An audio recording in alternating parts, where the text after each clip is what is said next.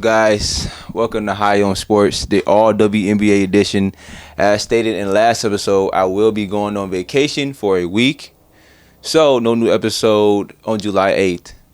I will be back on your screens July 15th.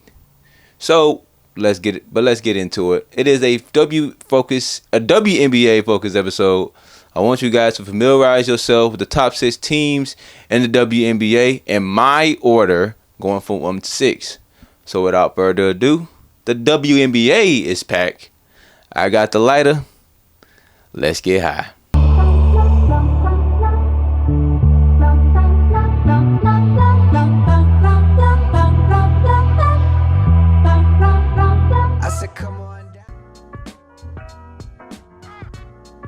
The number 1 team in the WNBA are not the Aces, but the losers in last year's WNBA Finals, New York Liberty.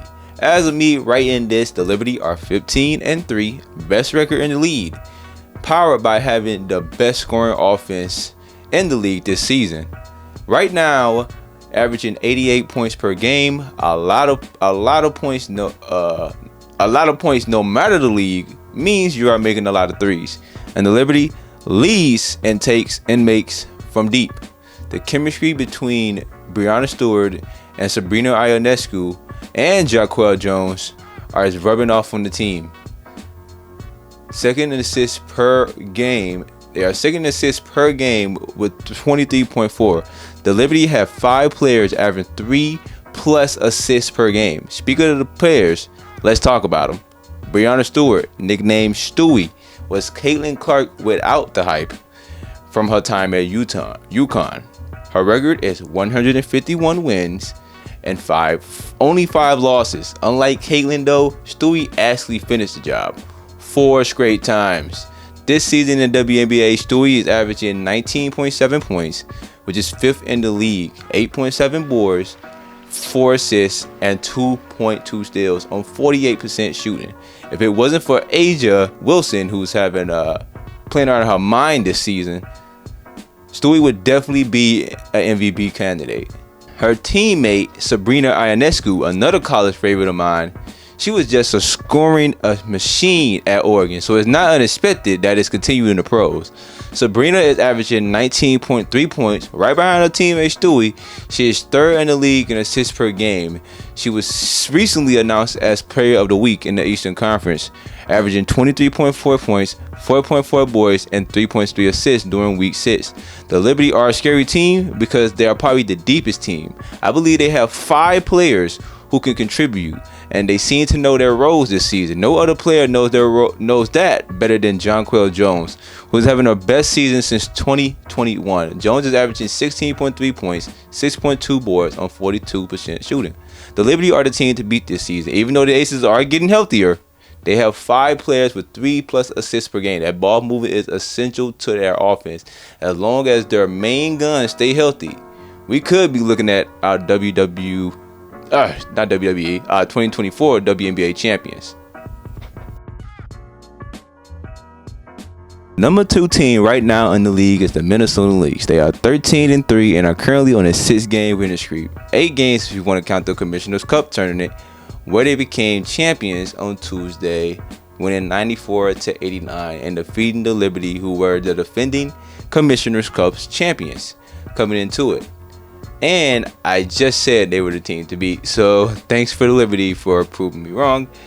Anyway, Lynx receive a $500,000 bonus along with $23,000 donation raised to their charity Gender Justice. Minnesota, after finishing 19-21, are the 3rd best scoring team with 84.5 points per game, has the highest assists per game with 24. They have the 2nd best defense to me with 9.6 steals, 5.4 blunts per game, which are both 2nd in the league right now. They force teams to a league high 17 turnovers per game. 2 of the key players I'm about to mention was a part of that 19-21 team.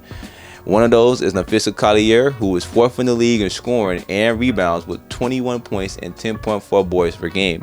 She's always a great defender with 2.3 steals per game, which is 2nd in the league.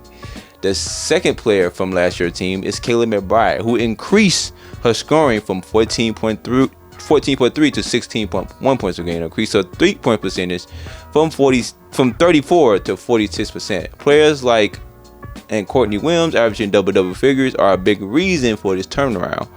The Lynx are the literal definition of 3-and-D, having the second best scoring defense, and they have 5 players shooting 40 plus from range.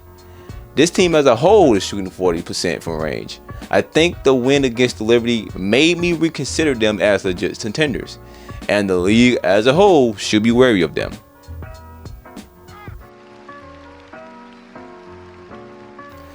The Connecticut Sun are my third best team. Their record is 13-3, but this team does have some major concerns offensively, shooting 30% from 3, but their defense is elite, as Caitlin Clark experienced in her first game of her career. They have the best scoring defense in the league. The only true threat to the Liberty in the Eastern Conference, with the conference being abysmal this season. Some things never change, as you can see in the NBA.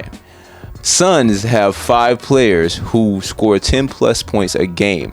The player with the most is DeWanna Bonner, who averages 16.3 points, 6.2 boards on 42% shooting. Brianna Jones is second with 13.7 points on 56% shooting. And Alyssa Thomas, who is the star of the team, leads the league in assists and is 5th in the league in rebounds, and is always a triple-double threat whenever she's on the court, with averages of 12.4 points, 9.6 assists, and 9.6 rebounds, 7.7 assists. Carrington is another major contributor with 12.3 points, and Tyasha Harris, who is their best 3-point shooter, has 11 points per game and making 40% of her threes. One major concern I have with the Sun is their easy first half schedule, and they recently lost to the Storm in 72-61, which was the lowest scoring output in 5 years. If they want to beat the Liberty, this team has to increase their scoring output. Their defense alone is capable to get them over the hump, but this might be where the defense won't win championships.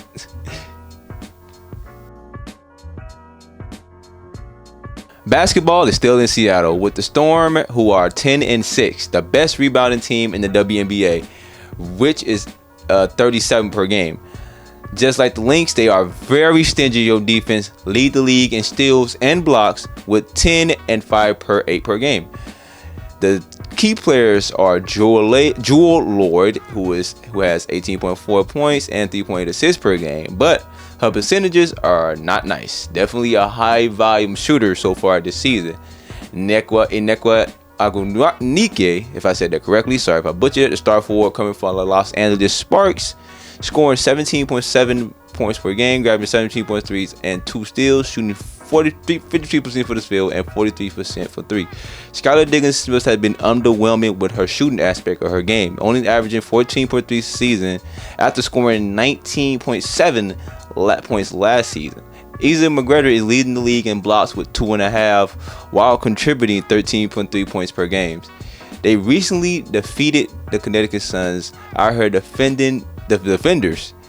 One thing that concerns me is them shooting 30% from 3-point range. They have 3 players who are shooting 40+% from 3, but I believe this team is still a threat to the Aces and the Lynx in the Western Conference. The back-to-back defending champions, Las Vegas Aces, are off to a 8-6 start to start the season, and are 5-5 in their last 10. The Aces have been inconsistent and mediocre throughout the first half of the season, but they weren't fully healthy to begin the season.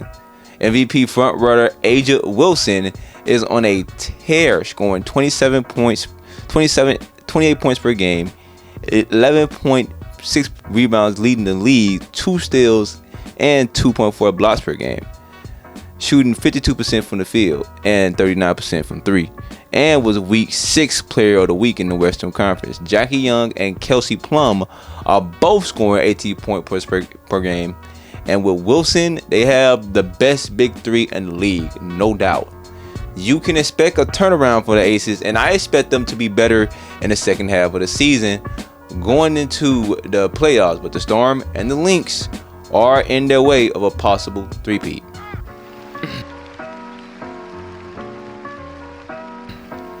The sixth best team in the WNBA is the Phoenix Mercury. They are 8-8, 6-2 record at home, and 2-6 on the road. The key factors on this team are Kalia Copper, who is third in the league in points per game with 22.6 on 43% shooting and 36% from three. Brittany Griner, who just recently made her debut, is averaging 19.5 points, 7 boards, and shooting 57%. Diana Taurasi is aging like fine wine in her 20th season. She is averaging 16.3 points and 4.8 boards, shooting 35% from three. Natasha Cloud, Sophie Cunningham, and Rebecca Allen round a good support group for the Mercury. But my biggest concern for this team is that they are not that great defensively, and currently averaging more points given than points scored. They have 4 players shooting 35+% from the 3-point, so they have the offense to compete, but they need to tighten up the defensive end.